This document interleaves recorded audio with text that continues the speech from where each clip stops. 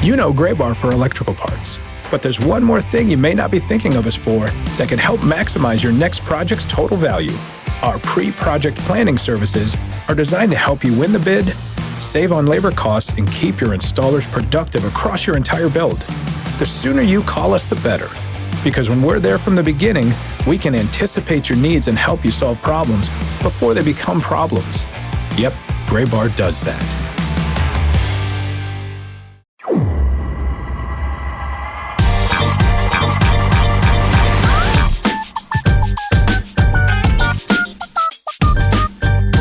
Hello and welcome to the show before the show, the official podcast of Minor League Baseball. I am Sam Dykstra. Normally you are used to Tyler Mon introducing this show. Tyler is currently in a minor league city in Fort Wayne, Indiana. He's doing work there for Home Run Derby X, which is always a very fun event featuring former major league players, softball players, all doing a modified version of the Home Run Derby that's coming to a few different places, including Durham, in the coming days and weeks, but starting out at Fort Wayne this year. So Tyler is doing a lot of good work over there in the home of the Tin Caps.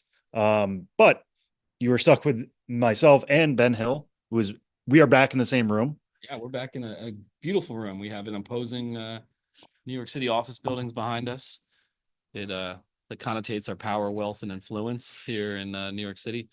Tyler's in Fort Wayne. Home Run Derby X. I mean, my joke with that is I can't believe there were 9 previously. Yeah, the Home Run Derbies are now leaning into Super Bowls. Yeah. That's how we're doing. This is how we are thinking of the Roman Empire today, I guess, is our use of Roman numerals on Home Run Derby X.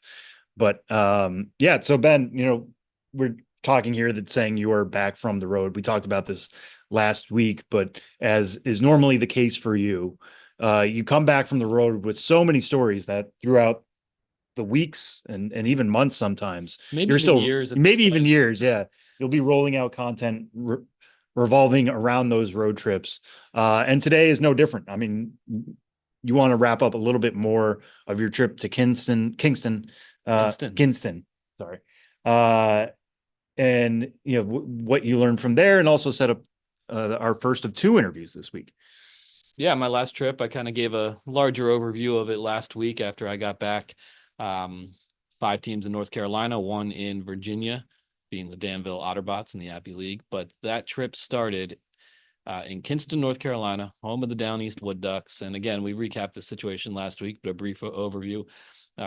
Kinston, North Carolina, their ballpark is Granger Stadium. The Down East Wood Ducks have played there. They're currently the single-A affiliate of the Rangers. They played there since 2017, but this is a ballpark that's been around since 1949, and it is now in the final month of its final season ever. The Down East Wood Ducks will relocate to Spartanburg, South Carolina next year, play as the Hub City Spartanburgers. Will actually move up a league in level to South Atlantic League, be high A. And the Hickory Crawdads will move down 1 level to single A from high A where they are now. There's a lot of moving parts as always, but I just said I would sum it up. Now I'll sum it up again even more succinctly. This is the final season of Granger Stadium, and it's not going to host minor league baseball again. And navigating a final season is always tough. It's bittersweet. You got to deal with staff retention and fan apathy, and your own questions over where you go from here. So anyway, I talked to the Wood Ducks general manager, who's from that larger, Kinston area, went to games at Granger Stadium, when he was young, is now leading the team in its final season. And he's, been with the team for years, for the entire Wood Ducks era, dating back to 2017. And I found him to be a conscientious and thoughtful person, when he spoke with me about this final season for minor league baseball in Kinston, North Carolina at Granger Stadium. So let's hear from John Clemens about just that.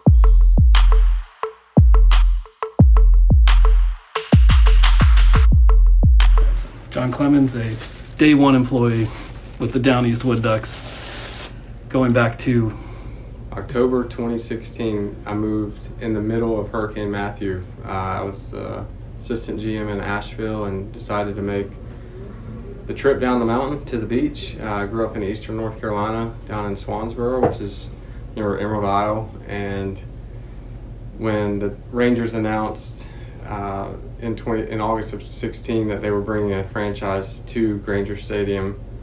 I looked at that as an opportunity to get closer to home and also develop skills to be able to start up a franchise here in my own neck of the woods. And it's been a journey since we started.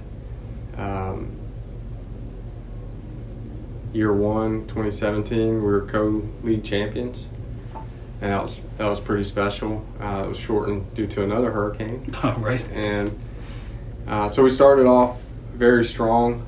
We've won 3 league titles, or 3 division titles, 1 league championship over the course of the last 8 years.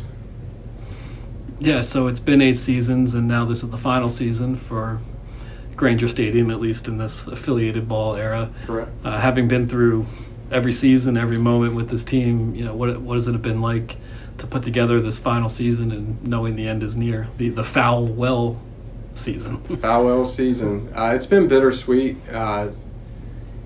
It's been special to share it with the staff.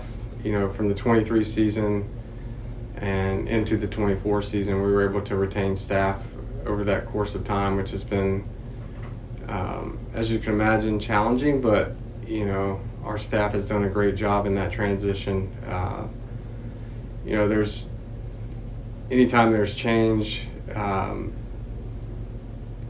it puts you in a situation that's not necessarily the most comfortable, but it allows you to grow as an individual, and that's kind of my perception on it. As an opportunity to thrive and do the best you can with the circumstances you're given. We found out in May of 23 that the team was sold to Diamond Baseball Holdings and that they would relocate to Spartanburg. And so at that point, the goal was to retain as many sponsors, as many season ticket box holders as we could, which we've done an excellent job of that. I would say roughly 85%, stuck it out with us just to see, the end. And that's been special because we've established so many relationships in eastern North Carolina, from Greenville to Jacksonville, New Bern, Goldsboro, right here in Kinston. And those relationships have really been pivotal in allowing us to have this last season. There's some things that are out of our control, and you have to do the best with what you're given. Yeah, you talk about challenges and putting together the final season and how you handled those. It's also just a challenge to operate at a ballpark that was built in the 40s. Correct. 76 years old. What are some of the challenges of working out at Granger Stadium in this era of minor league baseball? Well, one thing I've learned is every day at the ballpark is different.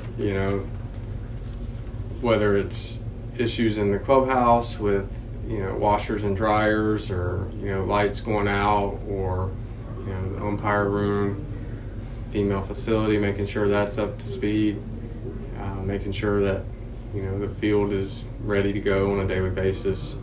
There always seems to be some sort of challenge that you're presented, and I've learned to be able to adapt and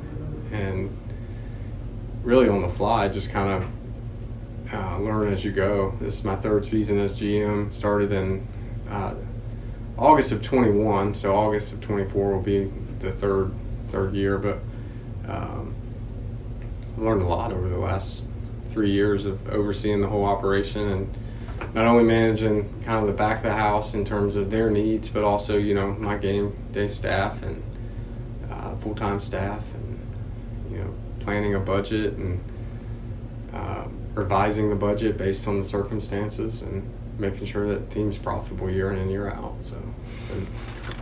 Yeah, you mentioned other towns surrounding Kinston, and Kinston itself is maybe the smallest town that has an affiliated team at this point. Yeah. So what is marketing and promotion like in such a small market in terms of trying to expand your reach and operating in a more rural area? Yeah, it goes back to when the Rangers named the team Down East, and their mindset was that it would be down east of Raleigh. Mm-hmm. So if you're looking at the state of North Carolina, down east of Raleigh is our market. So within an hour and 30 minutes of the ballpark, from Wilmington all the way to Raleigh, up to Greenville and Washington.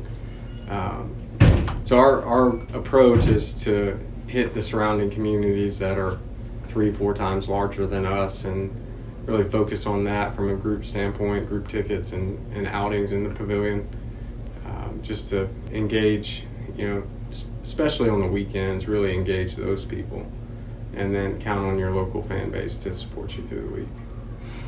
Yeah, you talked about some of the challenges of working here, but also it's a classic ballpark and has a lot of charm. What do you like most about working out of a ballpark like this? I think there's a lot of memories here. From being a kid, 8 years old, coming out here to the League All-Star game in 2001, and just seeing the memories made over the course of years of, the year in and year out, the people that have stuck through it continue to come out, and that's really special. It really brings to life that life is full circle, because as a kid my dream was to run around the ballpark like North Johnson, and now I'm doing it, and it's in the same ballpark. So it's really cool to be able to do that in your home part of the state. Yeah, so you came to quite a few games here. I did, growing up. Yeah, so it's got to be surreal now to be the it really is living the dream. Yeah. You talked about winning the championship in that first season, or was it co-championship? Co-champions with Lynchburg. Yeah. What are some other just great memories of the Wood Ducks era, whether it's players who came through or just events you had at the ballpark? Or I would say from a player-manager standpoint, we started off with Howard Johnson, Hojo. Oh, nice, yeah. We followed by Spike Owen. Corey Ragsdale, who's the current first base coach for the Rangers, probably my favorite manager through the era of Wood Ducks baseball. Just the way he managed and carried himself. He was a professional. He meant business, but he was also easy to get along with. We were fortunate enough, I believe we had the best record that year. He won Manager of the Year in minor league baseball. And we celebrated a first half championship, which was really cool. Yeah, that's awesome. As far as players, Evan Carter was on the 23 World Series team. He came through here in 21. Leody Taveras, the starting center fielder, played 2 seasons out here with us. We have a list of roughly 20 or so guys that have made their debut at some point. I think of in 2019, Emmanuel Clase, right-handed relief pitcher. Jeffrey Springs, left-handed pitcher for the Rays. Peter Fairbanks, relief pitcher for the Rays at this time. Owen White, right-handed pitcher, is kind of making his way in the system. So as you can see, we have quite a few that have come here and played, mostly pitchers. Nice. And you've done your share of memorable promotions as well. Was it the collard greens? Yeah, collard greens, avocados. Yeah, and the collard greens was just a tribute to rural eastern North Carolina with agriculture, and tributing, the Depression era and the means of life back then. So we incorporated the logos based off of that. So they grow a lot of avocados around? Well, more so collard greens. Yeah, more so collard greens, yeah. Yeah. So now you've got a little ways to go in getting through this Fowl-well season, but what do you see the future holding for this ballpark and baseball in Kinston, North Carolina? I think they'll have some sort of baseball, whether it be an independent league team or a Coastal Plains League team. A couple of options they're currently reviewing, and so over the next couple of months they should have a decision in terms of what baseball looks like in 25. Nice. And do you want to stay here in Granger, no matter what happens, or what are you thinking about in terms of? I think for my professional growth, it's best that I just weigh the options, in terms of, teams within the DVH umbrella, and see where that goes. Currently they own 35 teams, and just the opportunity to grow as a professional. This is my 18th year, believe it or not. Wow, yeah. But I think I'm still relatively young, so I feel like my future is bright, and I have plenty of opportunities to grow and build my career. Yeah, but nonetheless, it'll be a bittersweet moment when the curtain closes on Yeah, this. that last out is going to be tough. I did witness that when I was with Asheville in 2015. We were down in Savannah for the playoffs, and we walked out of Grayson Stadium that day, and just watching the staff and the mascots, and as we're celebrating a playoff win, and they're packing up their stadium. It was kind of tough, but I can empathize with them as we start to prepare ourselves for that.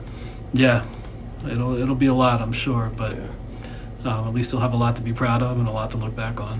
Yeah, I am proud of this organization. I think a lot of people throw blame in different direction, but I think the fact that we were profitable as a business over the course of the 8 seasons, and the fact that we were able to do that in such a small market speaks volumes to our staff. Year in and year out, we heavily relied on local partnerships. The box holders that you see walking through the stadium with their banners, season ticket holders, I think they all played an integral part of making this successful. Cool. I appreciate you taking the time to speak with me, and appreciate your perspective. Yeah, absolutely.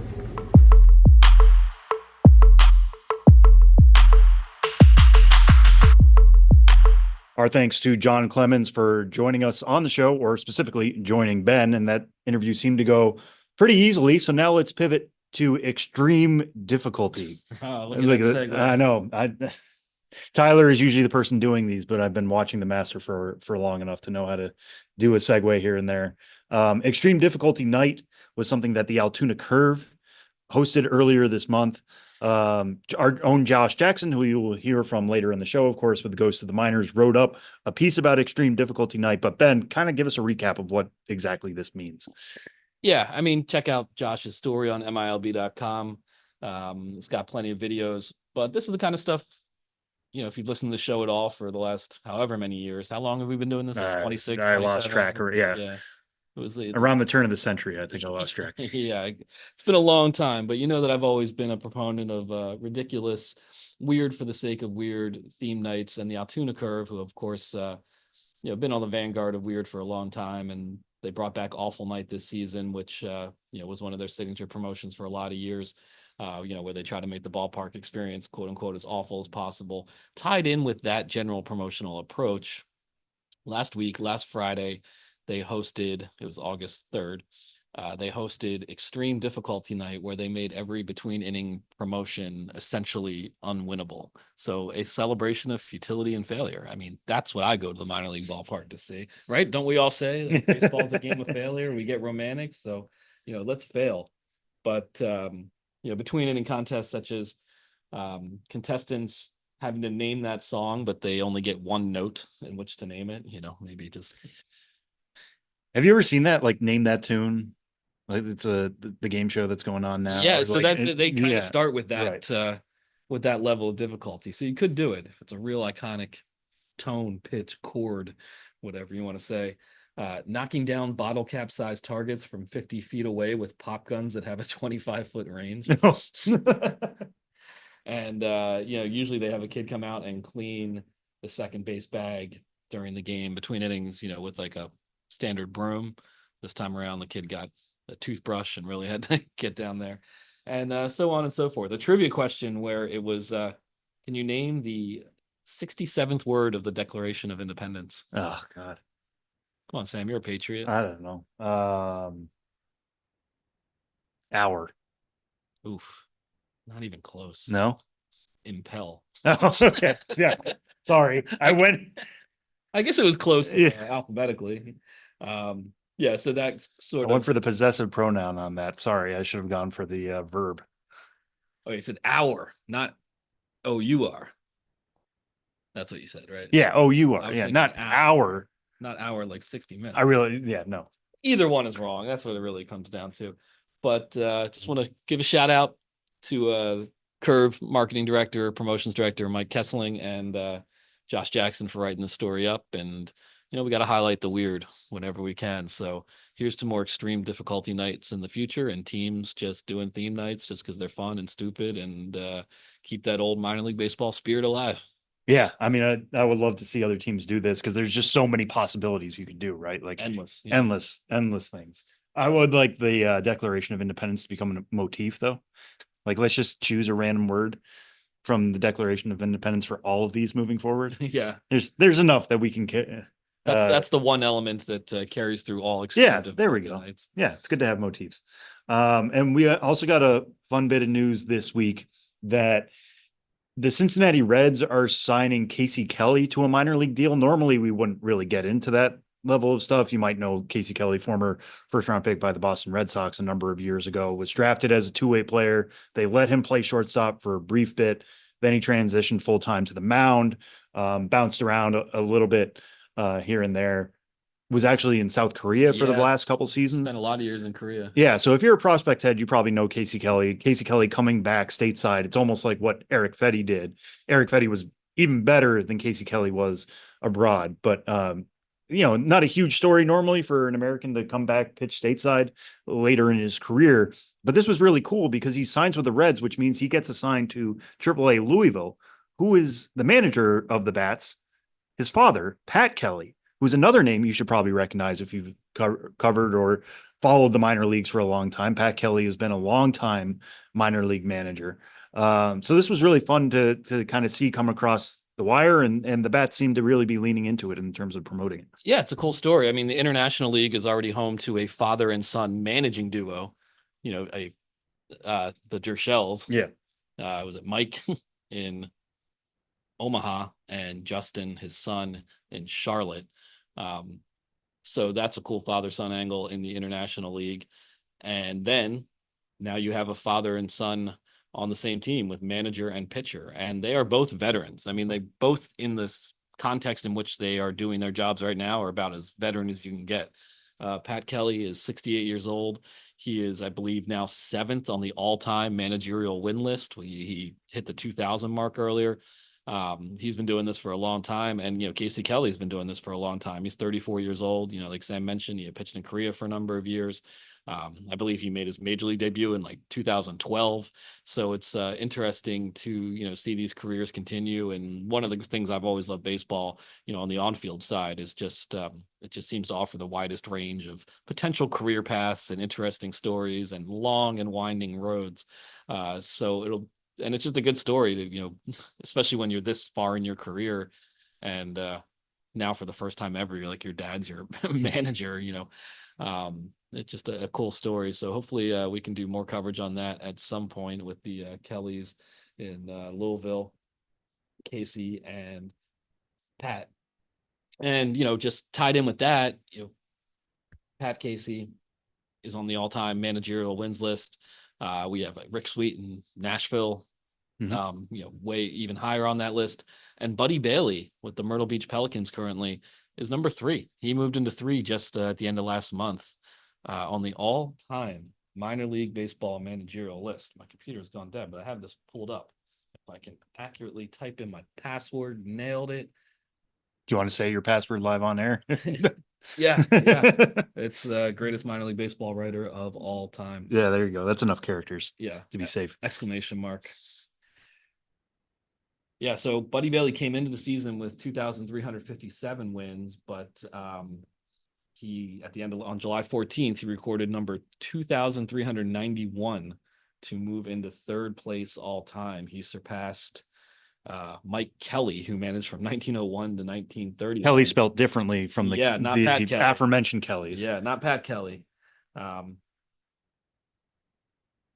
It was Mike Kelly, 1901 to 1931. Kelley was Mike.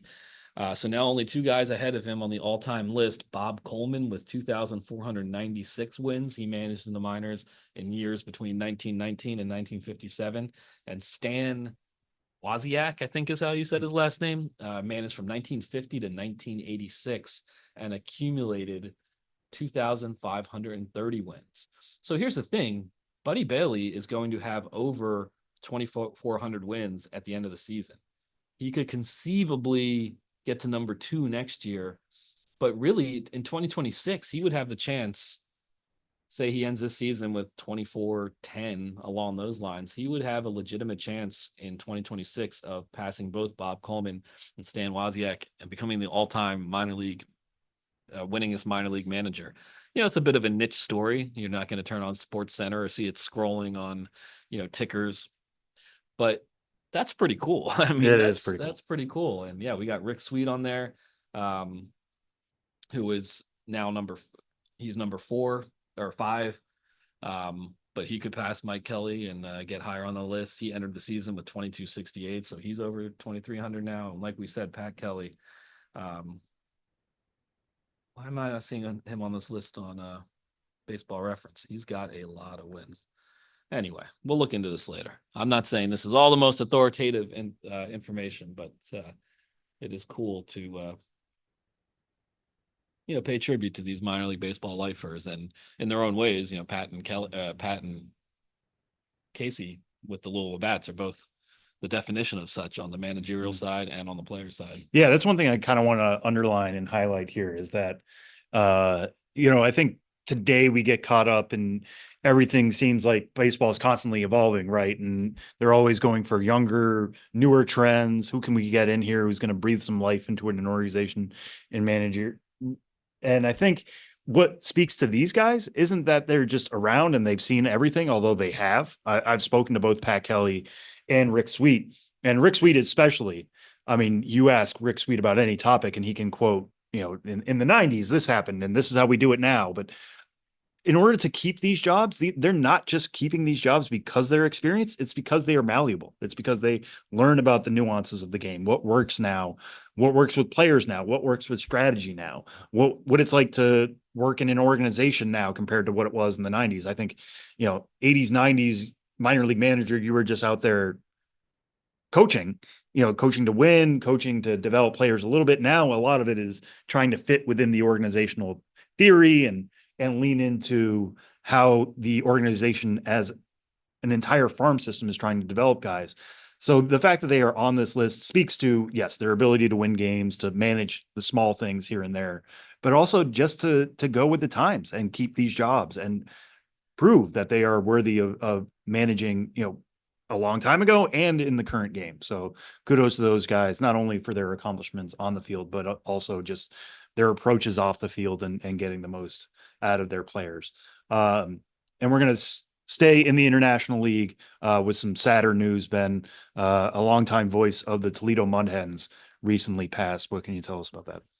Yeah, this is the second, death this season we've had of a, iconic AAA broadcaster, Steve Clockie, who we dedicated an episode to with remembrances from his peers. He had retired last year and then he died unexpectedly this season, when he was hit by a car. So that was a sad broadcaster death this year. And then now we have another one with a, incredibly in the city of Toledo, like iconic voice, Jim Weber. He called 6,935 consecutive games. And, every game he was scheduled to call from April 12th, 1975 to August 1st, 2024, 6,935 games. In those early years, there were some games he missed just because the Mud Hens broadcast schedule didn't include every single game, but every game he was scheduled to call, which is the vast majority of the overall Mud Hens games and every game of the season for decades, 6,935 in all. And, he called a game on August 1st, 2000, August 1st was last, 2 Wednesdays ago, and he died on August 2nd. So he called games to the very end, and was a beloved voice in Toledo. I got a chance to interview him in 2018 when I visited the Mud Hens, and wrote a story up about his career, and so we resurfaced that this week in the wake of his passing, and you can read that on milb.com as well, just to get a larger overview of his career calling games with the Mud Hens. For he was and I know, and I've seen quotes about this from him in the past. He wanted to get to 50 seasons. This was 49, and I'm sure he wanted to get to 7,000 games, and he was just 65 away. But putting aside those round numbers, I mean, these are just massive, massive totals, and a market that loves its minor league baseball team, like the Toledo Mud Hens. A voice that a lot of people loved, and it was touching to see on Mud Hens social media them posting impromptu ballpark memorials that were left at the ballpark. One fan put a radio on there with a nice note, and that really got me, just seeing like the old school radio. Yeah, it's sad, and they're not going to be, just the way the game is now. You never know, but it's hard to imagine someone starting calling games right now for a AAA team and doing it through 2073 or something. Yeah, I know, right. No, I mean, again, like we talk about longevity, I guess that's been the theme of the last two segments here. But yeah, I mean, it's just insane he was able to hold on to that job and be such a constant force for baseball in the community of Toledo and in the greater region of Toledo as well. I mean, you said it. That's an area that loves its baseball. They have an iconic minor league team name. They really love it, playing in that downtown ballpark. People love going to that park, but also people love checking in on the Mud Hens and letting him be their voice of the summer for as long as you said 49 seasons is just incredible. You think about how the game has changed since then, how games are broadcast and how that's changed over the years, and Jim to be such a constant for that community and just the International League as a whole, and minor league baseball is an even bigger whole. It's a tremendous loss, but it has been really touching to see that everybody understood the loss and celebrated his life and celebrated his impact. So kudos to Toledo for continuing his legacy in that way, and I'm sure they'll continue it on. It's going to be weird without him behind the mic now and on opening day in 2025, but I'm sure they'll find a way to keep Jim's memory alive in that city and region. Yeah, without a doubt. He was 78 years old. I'm looking at the story I wrote in 2018. He definitely had a reputation as Jim Weber as a guy who, liked to go out after the game and enjoy himself. And, he had a quote about Jose Lima, who pitched for the Mud Hens in parts of 94, 95, and 96. And who, of course, himself tragically passed away at age 37 in 2010. But I had this quote from Jim Weber about Jose Lima. We hung out together all the time. Obviously, I was 20 some years younger then, but we could be in Denver. We could be anywhere. He'd call me up at 2 a.m. to go play pool, or we go to some night spot and close it down, all kinds of stuff. And in 94, when he pitched a near perfect game, it was the best game I'd ever seen at this level. But I just kind of love this idea of the broadcaster of the Mud Hens and Jose Lima shutting down bars in international league cities across the country in the mid 90s. And, my closing quote from Weber in the article I wrote about him was, people say all the time, when are you going to retire? My answer is, retire from what? Watching baseball? Yeah, I'll just keep rolling. And he did. Yeah. He did until he obviously could not anymore, but he was never going to actually retire, I don't think. And so kudos, 6,935 games. Yeah, a man of his word, Jim Weber. All right, well, I mentioned earlier that Ben's interview from Kinston was going to be one of our two interviews. So let's pivot now to our second interview of the week. This one is with the Braves number 30 prospect. And actually, I want to step in here real quick and just preview something that is coming next week to MLB Pipeline. We will be doing our full re-rank. All top 30s will be updated. The top 100 will be completely updated, not just tweaks. This is a full new top 100 that is coming out next Tuesday night, going into Wednesday. So if it's not up Tuesday night when you go to bed, it will be by Wednesday morning.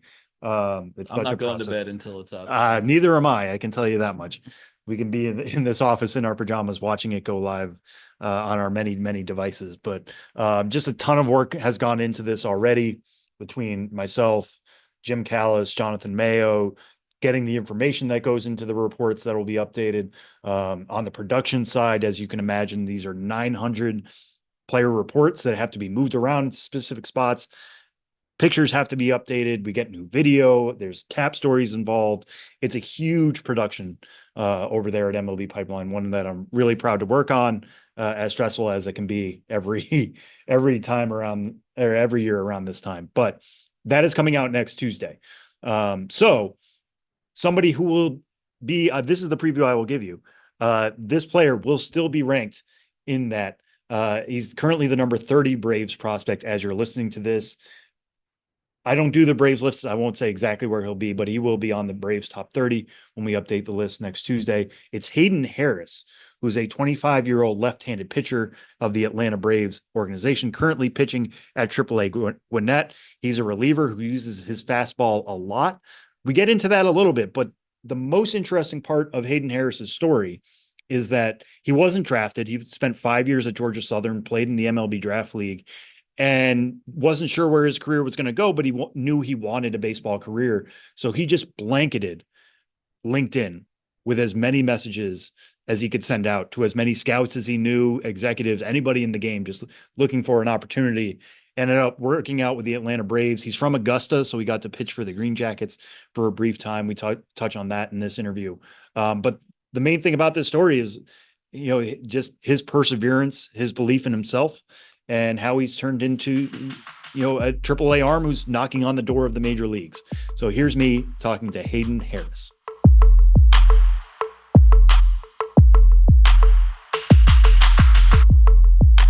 This week on the Show Before the Show podcast, we're very pleased to be joined by number 30 Braves prospect for now. We're going to be updating the list next week, but Hayden, I can tell you will still be on that list. You might be moving up a few spots as well, given what you've shown at the upper levels. But Hayden Harris, thank you so much for joining us. How are you doing?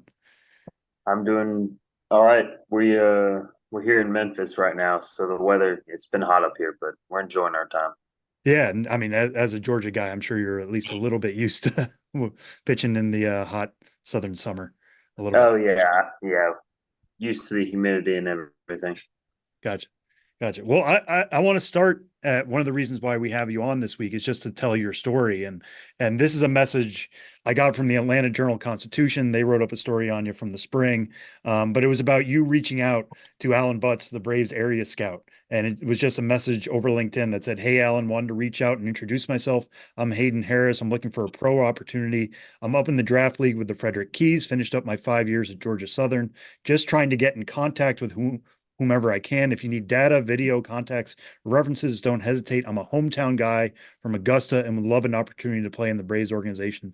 Thank you for your time." Now we're sitting here. You are in the Braves organization.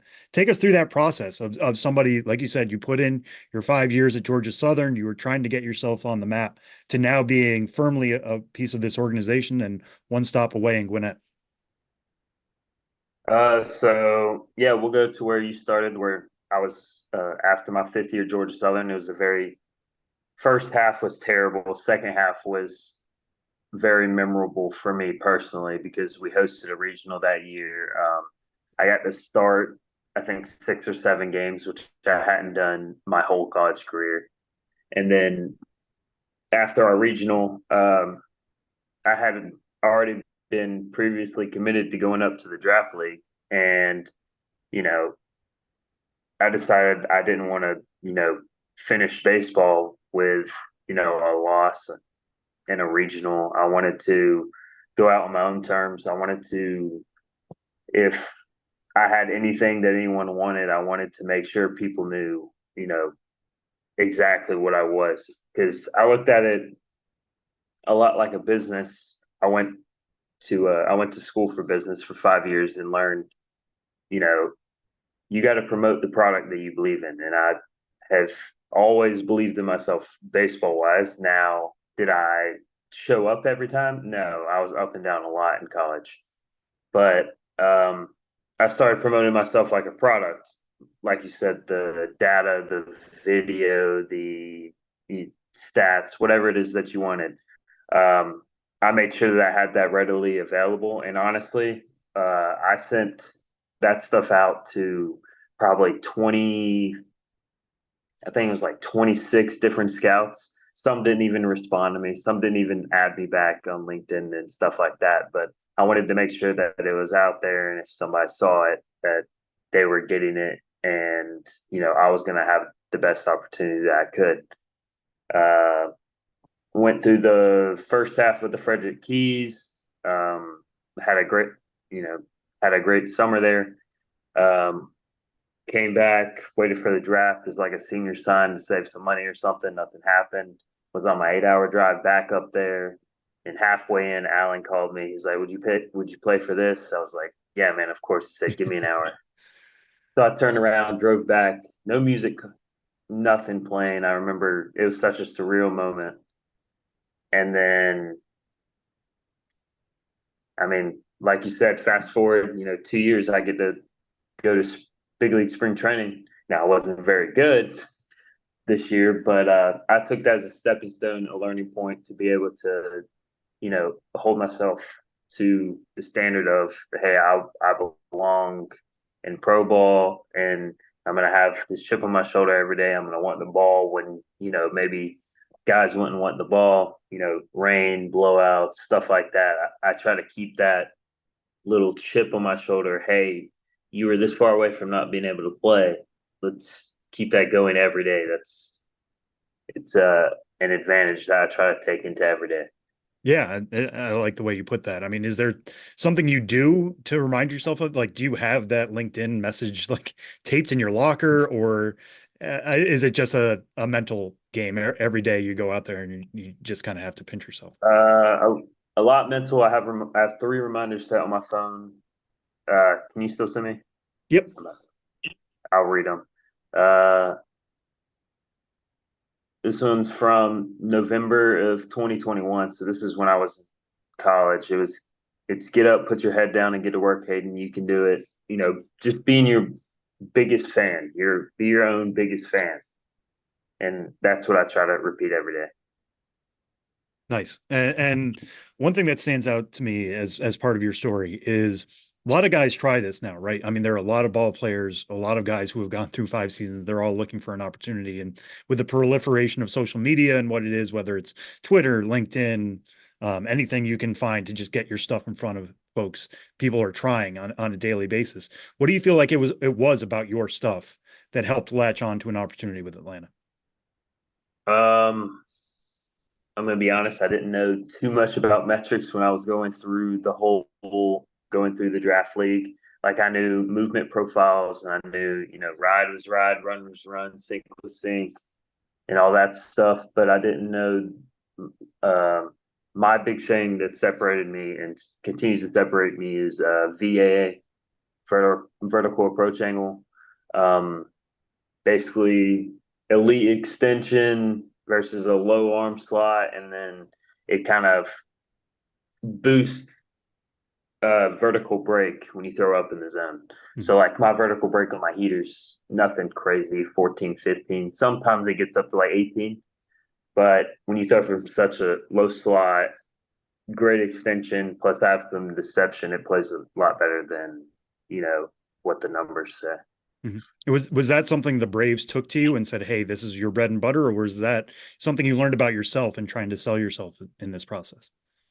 I'm gonna be honest. I watched too many Josh Hader highlights to be proud of, and tried to copy that. And I started throwing up on the zone. Didn't really know why, they were swinging and missing, but in the summer they were swinging and missing a lot, and that's why the Braves signed me. And they were like, "Hey, you're gonna keep doing that. You're gonna throw 4 seamers, and then we can build off of that." So they told me what my strengths were, and I was like, this got me into the game. I'm gonna, try to perfect this to the best of my ability, and then if we want to add on, I'm game to try anything. Yeah, I mean, I notice about your AAA data, you're throwing your fastball around 80% of the time and being effective with it.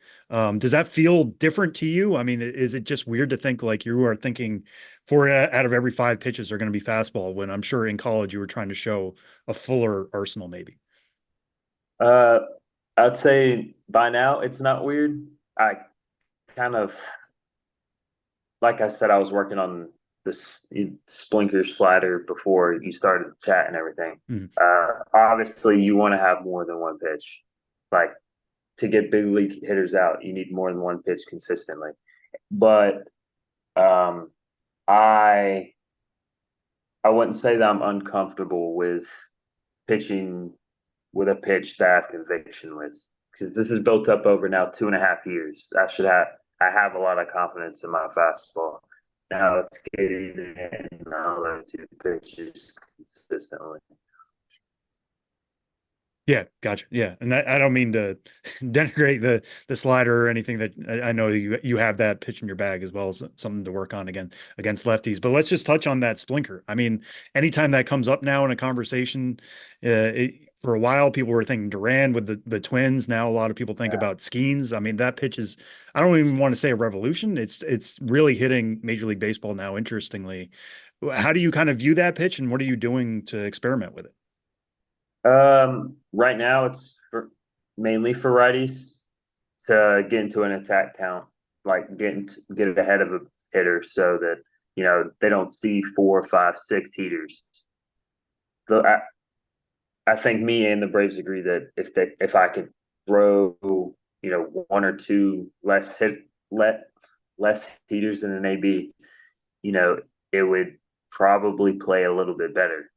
In my opinion, if I can flash 2 pitches, they have to be ready for 2 things. If I throw the heater now, I know location and execution change things, but at the end of the day, it still is the same pitch. So the revolution of the splinker, I don't know. I feel like it's baseball's funny way of saying don't, there's been a lot of four-seamer sliders, a lot of strikeouts in baseball, and it's baseball's funny way of coming back and saying, hey, sinkers work too. Run works too. Changeups work too. Now, guys are throwing them 90, 95, 100, but I feel like baseball is always, it's always adjusting, and then whatever teams can get on top of it first usually benefit from it. So that's my best interpretation of it. Yeah, I mean the game is constantly evolving, right? Like just when you Yeah, think everybody's settling in on one strategy, somebody is going to zag where everybody else is zigging, and yeah. maybe that's where the splinker is kind of coming from. I mean, when you throw it, and I know it's still very much a work in progress, but I've talked to Skeens about it. He thinks of it as a sinker, but then you see the killed spin on it; it acts like a splitter. What are you thinking of? Are you thinking more splitter? Are you thinking sinker? How do you kind of treat it? Uh, I guess I would agree with Skeens on that. That you should throw it like a heater. There shouldn't be, especially when you have small fingers. So it's a little bit different feel or a little bit different approach, I guess, than what Paul would have. Um, no, I'm kind of thinking the same thing. Thinker, the more I can throw it like the heater, probably the better. And then it's just off the inside of the middle finger. And like you said, uh, the killed spin really is what adds on the vertical depth. Now the horizontal's been there, I think, for the majority of the time that I've thrown it. But when I can get on the inside of that middle finger and kill a little bit more spin, the vertical depth is what makes it, I would say, unique because I can throw it anywhere between I mean, I haven't ever tried to throw it as hard as I can, but I'm sure I could get up to 90 because that's in games I throw it 86, 88 when I do.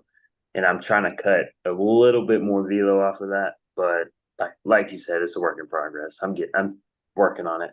Yeah, pitching's a constant development battle, especially in the minor leagues, and especially at AAA. I imagine. I just want to go back to what you were talking about with the draft league. Many Mm-hmm. people listening to this show, they are minor league fans. They've heard of the MLB draft league and what it's supposed to be. It's a lot of former Carolina League, Eastern League teams, that lost affiliation but are still having a summer collegiate league that is designed to get guys like yourself on the draft radar or on the radar for being non-drafted free agents. You talked about your time in Frederick, 17 strikeouts in 9 1/3 innings.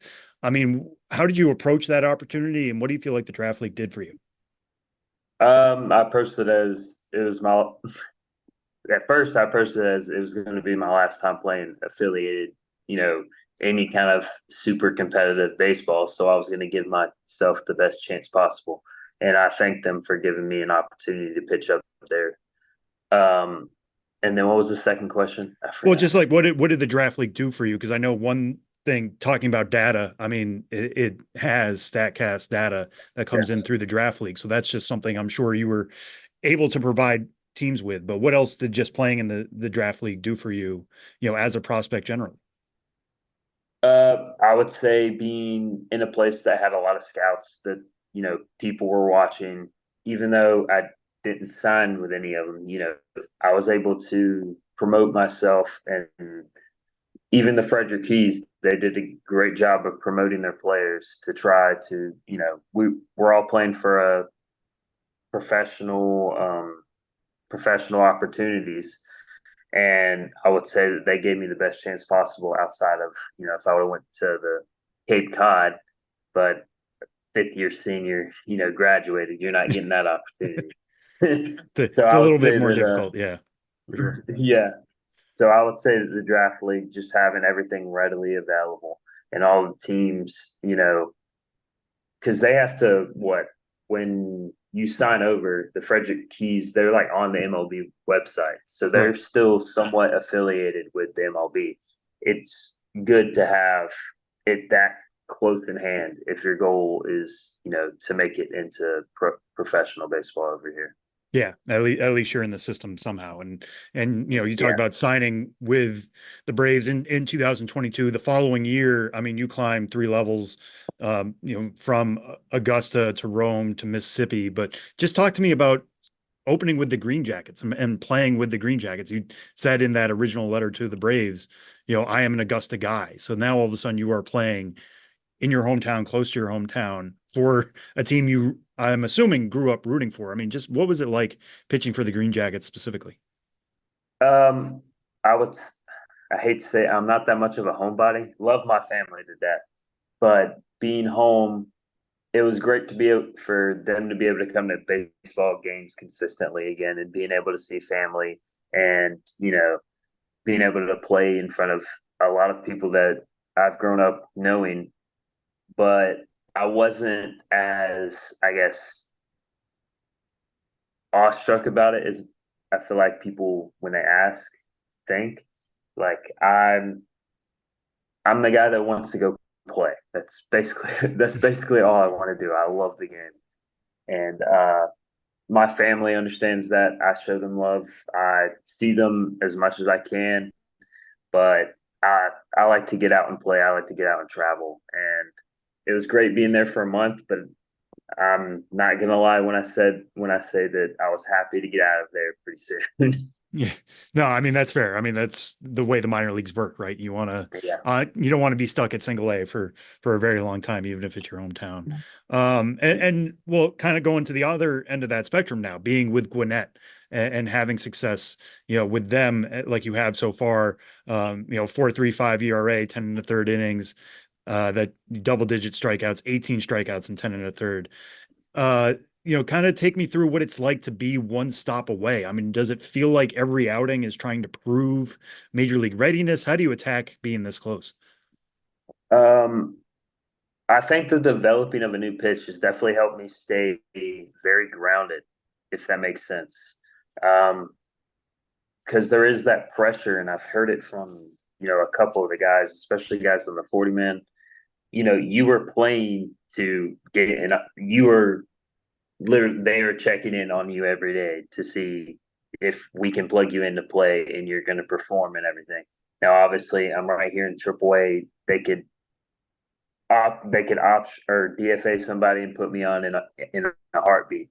But I think the groundedness of working on a new pitch, working on execution of the heater, working on the counts I'm trying to get into, and the focus of that in everyday work has really kept me in more of a baseball head than when we all start to wander, think ahead too much. And that's just how I'm kind of gonna try to keep approaching it. Yeah, no, fair enough. And as more people learn about your story, have more people come out of, I don't want to say come out of the woodwork, but come and approach you of like, how do I get a similar opportunity? What do I need to do? Whether it's guys from Georgia Southern or just guys from the same state or just people across baseball in general, because baseball is a big community. How many people have approached you about your story and tried to replicate it on their end? I've gotten asked since. I think there was a news in Mississippi. There was a news post put out about the whole LinkedIn thing and everything. And a couple of college guys, a couple of my former teammates at Georgia Southern have asked me. They're like, "Hey, how did you go about this?" And what exactly do I need to do? And the best advice I can give is keep playing, create a system of what you believe in, and then, promote yourself like a product. That's what I've told all of those guys. And then obviously if they ask like, hey, where did you play? What did you send? How did you introduce yourself? I was like, man, you can't hold back if you believe in, trying to find an opportunity. You got to go for it. So that's what I try to tell, anyone that's asked or, anything like that. Mm-hmm. Yeah, we'll end on this one. I mean, as somebody who is constantly aspiring to be a pro ball player, now having been in it, this is your third season basically in the Atlanta system. I mean, what surprised you most about pro baseball, and what are you hoping to carry with that lesson moving forward? In college, I thought I played a lot of baseball. No, you play a lot of baseball on pro ball. The travel and everything, what it takes, the toll it takes on your body, how much better you need to eat and take care of yourself. And then also don't let it get too, I would say that pro baseball is very, what's the word? It's the same thing every day if you let it be. So find the small things that, are entertaining, build good relationships with the guys in the clubhouse. I would say that it's a much different feel when in pro ball versus college. When college, you're there for 4 years together. In pro ball, you could know a guy for months, and then you could, they could be gone, you could be gone, stuff like that. So enjoy the little things in every day. Yeah, and don't be so serious. We play a game for a living. I get to be a kid at 25 years old. I mean, I can't complain at all. I love that. Actually, speaking of being a kid, I do want to touch on this real quick. You did have a very brief stint with the Savannah Bananas, which is not the Savannah Bananas that everybody knows of now, right? Yeah. But do you still have your jersey? Do you try to tell people like, hey, I was a Savannah Banana as they gain popularity? I mentioned it to the teammates. I'm not going to say I'm going out of the way to tell people, but I have a lot of respect for the things that Jesse Cole and, some of those guys. I played the collegiate league with some of those guys. I have a lot of respect for, going out of the way and following what you believe in and how big it's blown up, because I did not think it was going to get this big. I'm going to be honest. Right. Well, it's all part of playing the kids game, like you were saying, right? Getting to continue to do that at 25. Well, you have a great story. Thanks so much for joining us. Congrats on all the success so far and getting to AAA, and good luck with everything moving forward. Yeah, thank you, Sam. I appreciate you having me on here.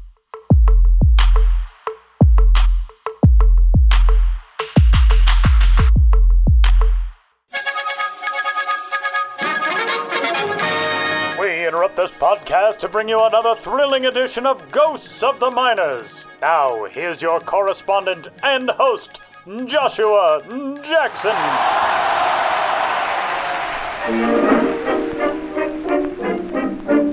Welcome back to Ghosts of the Miners, in which all of you out there in Radio Land must identify the legitimate historical ball club or player hiding amidst the fraudulent pair. One once pitched all the livelong day. The others haven't even warmed up yet. In the last segment, I asked you which of the following minor league baseball players did at one time exist. A. Phil Knuckles. B. Rick Curbs. C. Sam Changes.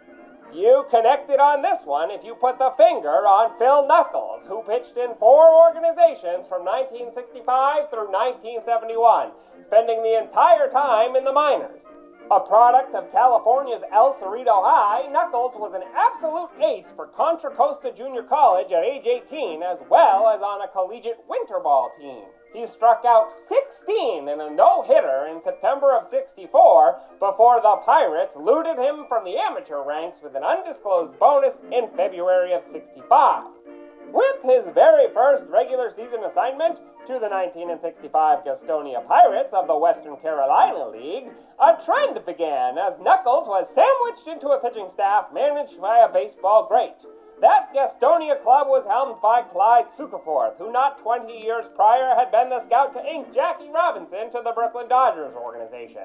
The next 2 seasons, 1966 and 1967, Knuckles was managed by none other than Sparky Anderson, with the St. Petersburg club in the Florida State League and Modesto in the Cal League, respectively, and he later called Don Zimmer his skipper, with the 1970 Salt Lake Bees, and then pitched for manager Warren Spahn with the 1971 Tulsa Oilers. It was in '66 that Knuckles cracked the history books, firing a no-hitter for Sparky Anderson's St. Petersburg team on May 2nd. The 20-year-old righty had sailed away from the Pirates over the offseason and found a nice perch in the Cardinal system. In his 5th start of the year, Knuckles had the Orlando Twins all out of joint. His no-no amped up the momentum for a hot club. Sparky's Cards were on a winning streak that would last 22 games, finally ending on May 21.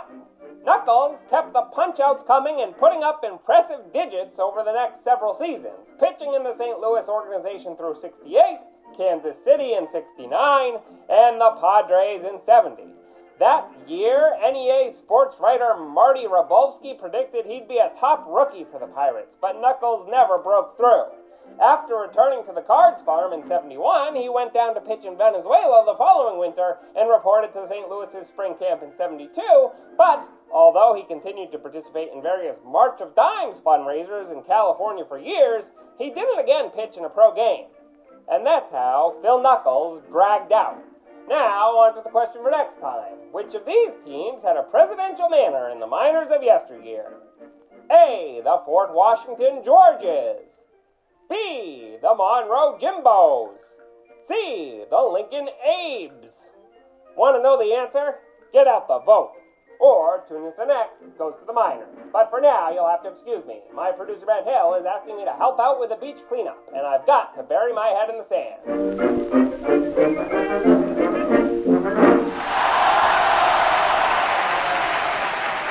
Our thanks to Hayden Harris for that talk that happened earlier in the week. And also our thanks to Josh Jackson for another riveting episode of Ghosts of the Minors. Ben, you started this before you and I started recording by saying you had the dude this week.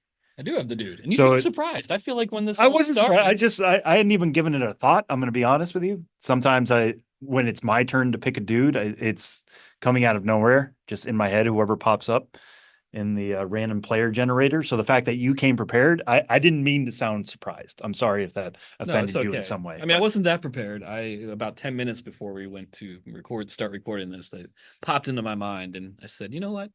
I've got just enough time to find a dude, and find a dude I did. All right. So as the person who is providing the info, give us the background on your dude. Yeah. Let's see if you can guess it straight out.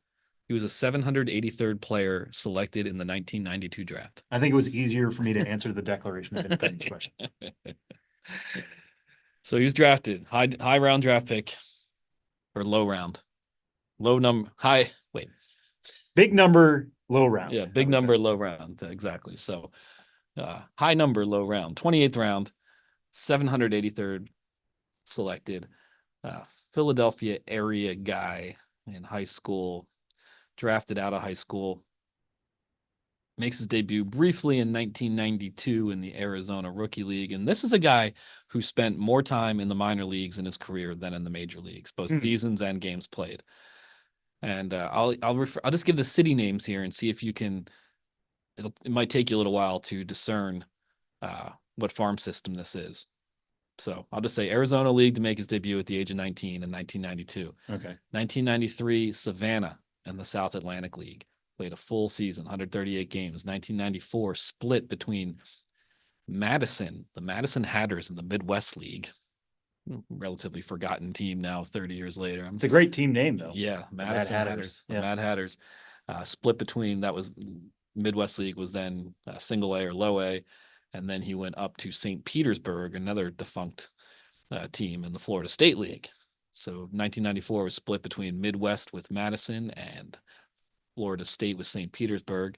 1995 started with St. Petersburg, played most of the season there, and then finished the season with 42 games in the Texas League with the Double-A Arkansas Travelers. 1996, entirety of the season with the Arkansas Travelers. 1997, the entirety of the season with the Arkansas Travelers. 1998, you guessed it, Arkansas Travelers for 60 games. And then finally, for a guy who played for the Travelers a bunch, he stayed in one place. Yeah, 95 through 98. He played a lot of time in Double-A. 1998 is his 7th minor league seasons, and he finally gets to Triple-A and finally to a locale that you'll finally be able to identify here with all these 1990s minor league teams. Memphis. Oh, so he was a Cardinals player. Right. But all those other places that he went, Savannah, St. Petersburg, Madison, Arkansas Travelers, none of those are, well, most of them are defunct. And the one that isn't, Arkansas, is not a Cardinals affiliate anymore. So right. I thought that was interesting that he went from Arizona and then played for an affiliate in St. Petersburg. You would not see that now. Actually, I guess you will. You would. The Cincinnati Reds. Yeah, you're right. But The that's rare to have your complex league in Arizona and a team in the FSL. Yeah, yeah. So look at that 1998 season in the minors. This shows what this guy could do at his best. 152 games played. He hit 138 games played, 342 average, 15 home runs, 92 RBIs, 15 stolen bases. That's like those power numbers were and RBI numbers were quite a bit elevated. So in 1998, after starting yet again at Arkansas, then finally getting to Triple-A, he ends the season with 10 games, making his major league debut for the St. Louis Cardinals. Then plays a full season in 99 with the Cardinals. Career highs across the board for his major league career: 152 games, 141 hits, 9 homers, 44 RBIs. Hit 275, OPP 333, not great, but and also he played quite a number of positions. So we're looking at you like a utility guy. Yeah, so he plays his career season in terms of like appearances for sure, 99, but the Cardinals do not retain him. He goes to the Mets and starts 2000 with AAA Norfolk, plays 43 games there. I have an idea now, and then continue going. Yeah, and then plays 87 games with the Mets that season. And then he's outside of what looks like more rehab minor league appearances, is a Met 2001, 2002, 2003, 2004. And he's continually a utility player. Yes. Okay. Then he wraps up his career 2005 with the Royals, 2006 with the Astros, but he spent almost the entirety of that season with AAA Round Rock. And then 2007, never hitting the majors again, played for Pawtucket, AAA at Boston. So this is a guy who spent a lot of time in the minors, including 2006 and 2007, almost in its entirety, to close out his career in AAA. 9 major league seasons, 13 minor league seasons, utility guy, busted in with the Cardinals after a long stint in the minors, and then went to the Mets. So when you're talking about like longtime Cardinals minor leaguers, part of me wanted to say Stubby Clapp, but the fact that you said it was Philadelphia, and the fact that you picked Stubby Clapp is I do remember us having Stubby Clapp as a dude earlier on, but also Stubby Clapp, famous Canadian. Yeah, like I do not want to take away his Canadian heritage and say he's from Philly, and also he had more time in Memphis than that, clearly. Yeah. So when I think of utility infielders who played for the Cardinals but spent a lot of time for the Mets, Joe McEwing? Super Joe. There it is. You got it. Super Joe McEwing. This plugs into something we were talking about earlier, you and I, Ben, of when you were thinking about what your career could be as a baseball player in your team. Yeah. And you're just like, well, utility players exist. So if I'm a utility player in high school, I can just carve out a role for myself, or as a scrappy second baseman. And it worked for Joe McEwing, obviously. I mean, the fact that he hit, what was it, above 340 one year, he kind of pushed his way to the minors, to the major leagues. But yeah, I mean, Joe McEwing, if you can play multiple positions and scrap out a couple key hits and show decent 15 homer pop, you'll get a job for a long time, even if it's at that kind of quad A level. Yeah, and he was, such a fan favorite because he played hard and did everything that he could possibly ask. During his rookie season, he played every position on the field except for pitcher and catcher. And he was a little guy, so nicknames like Little Unit instead of Randy Johnson's Big Unit. How tall was he officially? What was he listed at? He was listed at, I guess, he was listed 5'10". Okay. 5'10", 170. From Bristol, PA. Not to be confused with Bristol, the home of the Motor Speedway, soon to host. Which is in the news today, if you were listening to this on Friday, or if you're listening to it over the weekend. Major League Baseball coming to Bristol Speedway, right around the corner. We if there's a minor league component to that, we will talk more about that down the line. But yeah, baseball being played in unique places and circumstances, and that's part of what makes this game fun.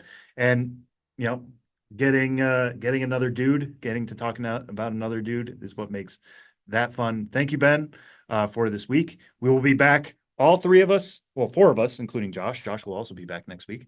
Yeah, although I'm going to be gone a little bit next week. We'll talk. We'll figure it out. We'll figure it out. Some of us will be here. Yeah. Tune in next week to find out who it was. Exactly.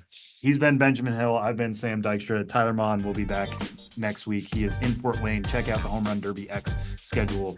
And enjoy the week in minor league baseball, everybody. Talk to you then.